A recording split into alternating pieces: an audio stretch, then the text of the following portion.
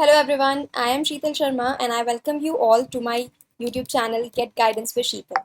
आज के सेशन में हम जानेंगे everything that you need to know about computer instructor examination जो कि रिसेंटली हमारा कंडक्ट हुआ है और सभी को ज्वाइनिंग दे दी गई है। तो इसे कंडक्ट कराने वाली हमारी बॉडी है Rajasthan subordinate and ministerial services selection board RSMSSB। इसमें दो तरीके की पोस्ट के लिए एग्जाम कंडक्ट कराया गया था जो कि बेसिक और सीनियर थे। हम जानेंगे कि दोनों में डिफरेंस क्या है और जो नंबर ऑफ वैकेंसीज जिस पे एग्जाम करवाया गया था वो थी 10,157। इसमें नियरली 295 वैकेंसीज हमारी सीनियर की थी और 9,862 वैकेंसी हमारी बेसिक की थी। नोटिफिकेशन हमारा 1 फरवरी 2022 में रिलीज हुआ था और एक महीने का ड्यूरेशन हमें एप्लीकेशन फॉर्म को फिल करने के लिए दिया गया था। 8 फरवरी से फॉर्म फिलिंग स्टार्ट हो चुकी थी जो कि 9 मार्च तक चली थी और 3 महीने के अंदर इसका पेपर कंडक्ट करा दिया गया था। ये सब मैं आपको बता रही हूँ ताकि जब नई वैकेंसी आएगी तो भी आपको इसी टाइम ड्यूरेशन में एग्जाम कंडक्ट कराया जाएगा। कब आपका फाइनल रिजल्ट आएगा, कब तक आपको ज्वाइनिंग मिल सकती है, इसका एक रफ आइडिया आपको मिल जाएगा। तो अभी इसको 1 साल हो गया है पेपर को कंडक्ट हुए और 1 साल के अंदर अंदर पूरा जो नोटिफिकेशन की साइकिल है, पूरी जो वैकेंसी की साइकिल है वो कंप्लीट हो चुकी है। सभी लोगों को ज्वाइनिंग दे दी जा चुकी है। रिजल्ट हमारा आने में 2 महीने लगे थे अप्रॉक्सीमेट। जून में पेपर हुआ था, अगस्त में हमारा रिजल्ट आ गया था, लेकिन फाइनल रिजल्ट आते आते जनवरी हो गई थी और अक्टूबर में हमारा डॉक्यूमेंट वेरिफिकेशन हुआ था। तो इसके डिफरेंट फेजेस होते हैं, उन फेजेस के बारे में भी हम बात करेंगे कि कैसे पेपर कब हुआ, कब हमारा डॉक्यूमेंट वेरिफिकेशन हुआ, उसके बाद क्या क्या फेजेस होते हैं जो कि आपको पास करने होते हैं और कब आपकी ज्वाइनिंग होती है। तो एग्ज़ाम के जो भी ऑफिशियल नोटिफिकेशंस आते हैं वो RSMSSB की ऑफिशियल वेबसाइट पे आते हैं जो कि ये है। और जब आपकी ज्वाइनिंग हो जाती है तो आपको नोटिफिकेशन डिफरेंट वेबसाइट पे मिलते हैं, लेकिन जब तक आपके डॉक्यूमेंट वेरिफिकेशन हो रहे हैं या फिर जितने भी अपडेट्स आ रही हैं वो इस पर्टिकुलर साइट पे आती हैं। नेक्स्ट इज कि एलिजिबिलिटी क्राइटेरिया क्या है बेसिक का और सीनियर का। तो सीनियर के लिए हमसे एमटेक की डिमांड की गई थी, पोस्ट ग्रेजुएशन की डिमांड की गई थी। एमटेक इन वेरियस स्ट्रीम्स जो कि हमारी कंप्यूटर साइंस हो गई, IT हो गई, इलेक्ट्रॉनिक्स एंड कम्युनिकेशन हो गई, इलेक्ट्रिकल इंजीनियरिंग हो गई, इलेक्ट्रिकल इलेक्ट्रॉनिक्स इंजीनियरिंग हो गई, इलेक्ट्रॉनिक्स एंड टेलीकम्युनिकेशन हो गई, इलेक्ट्रॉनिक्स एंड इंस्ट्रूमेंटेशन हो गई। उसके अलावा MSc इन कंप्यूटर साइंस हो गई एंड IT हो गई। उसके अलावा MCA हो गई। बेसिक के लिए हमसे बैचलर्स डिग्री मांगी गई थी जो कि आपकी BTech in various streams. Similarly जो कि हमारी एमटेक की डिमांड थी वही CS, EE, ECE, EEE, EIC, TIE हो गए। उसके अलावा BSc इन कंप्यूटर साइंस अगर आपने कर रखा है then also you are eligible for basic computer instructor. BCA आपने कर रखा है then also you are eligible.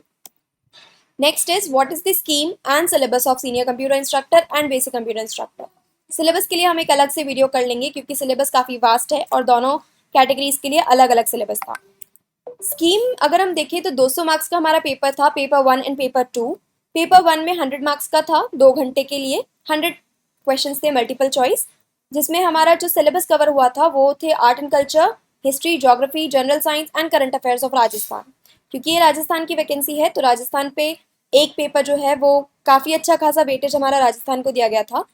और सेकेंड पार्ट इसका जो था वो जनरल एबिलिटी, मैथमेटिक्स, रीजनिंग का था, जिसमें हमारा डेटा इंटरप्रिटेशन आ गया, बेसिक न्यूमेरेसी, क्लास 10 तक की जो हमारी मैथ्स होती है, रेशियो, प्रोपोर्शन, CISI, ये सब हो गए। डिसीजन मेकिंग, प्रॉब्लम सॉल्विंग जो हमारे रीजनिंग का पार्ट होता है वो हो गए। Logical reasoning and analytical ability हमारी आ गई। नेगेटिव मार्किंग थी पेपर में, 1/3 नेगेटिव था। और पेपर 2 जो था उसमें भी नेगेटिव मार्किंग थी, 1/3। 100 मार्क्स का वो क्वेश्चन पेपर था, 100 क्वेश्चन थे मल्टीपल चॉइस, 2 घंटे का ड्यूरेशन था।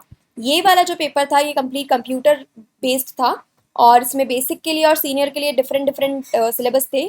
डिफ़िकल्टी लेवल अगर हम देखें तो बेसिक का डिफ़िकल्टी लेवल सीनियर के डिफ़िकल्टी लेवल से थोड़ा ज़्यादा था और डिफ़िकल्टी लेवल काफ़ी ज़्यादा था क्योंकि पहली बार पेपर कंडक्ट हुआ है तो किसी को कोई एक्सपेक्टेशंस नहीं थी कि किस तरीके का पेपर आएगा, क्या है क्या नहीं है।